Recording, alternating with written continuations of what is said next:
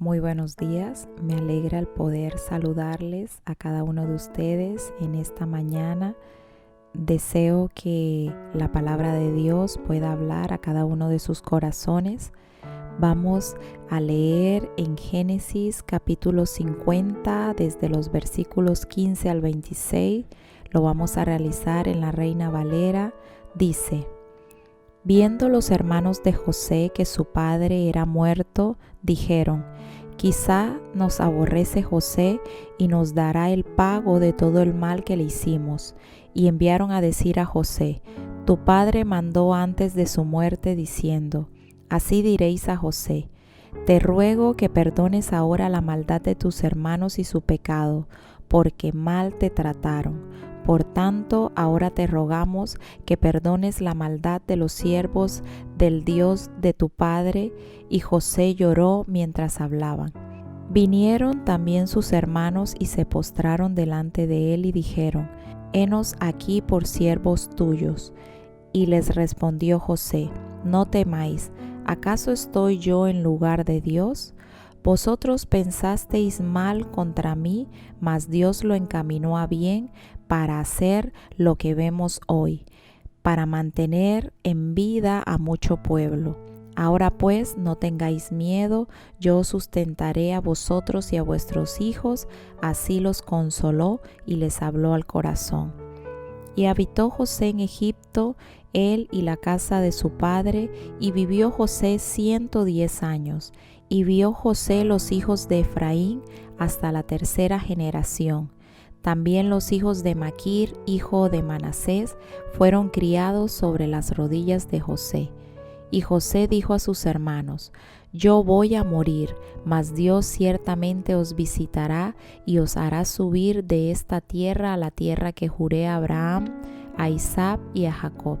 E hizo jurar José a los hijos de Israel diciendo: Dios ciertamente os visitará y haréis llevar de aquí mis huesos.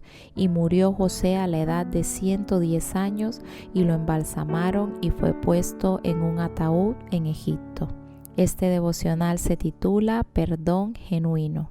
Nos encontramos en los últimos versículos de la vida de José y del libro de Génesis.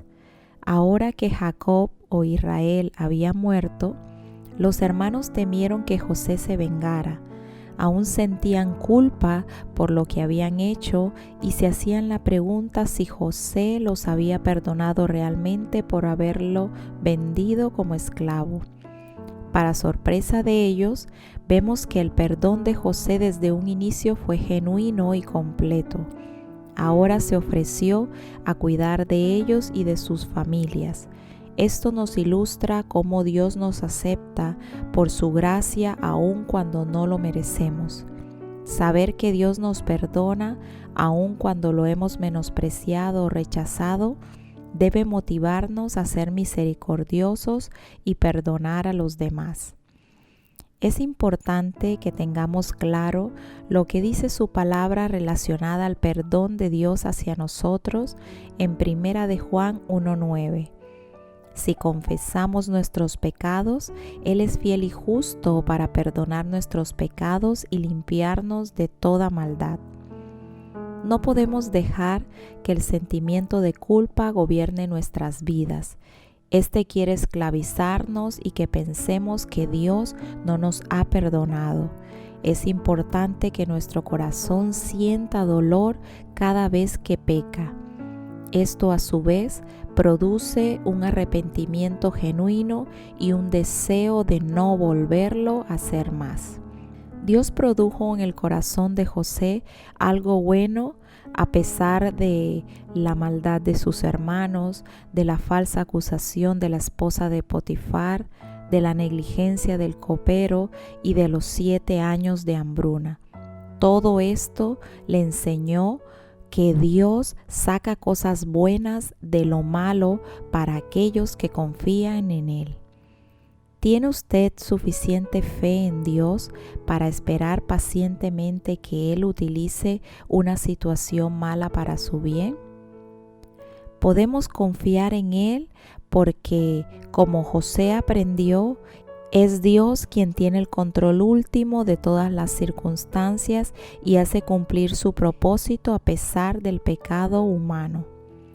José estaba listo para morir. No tenía dudas de que Dios cumpliría su promesa y que un día llevaría a los israelitas de regreso a su tierra. ¡Qué ejemplo tan tremendo! El secreto de esta clase de fe es una vida entera de confianza en Dios. Nuestra fe es como un músculo, crece con el ejercicio, adquiere fuerza con el paso del tiempo. Después de una vida en la que hayamos practicado la confianza, nuestra fe puede ser tan fuerte como la de José. Entonces, en nuestra muerte podremos estar seguros de que Dios cumplirá todas sus promesas a nosotros y a todos los fieles a Él que vendrán después de nosotros.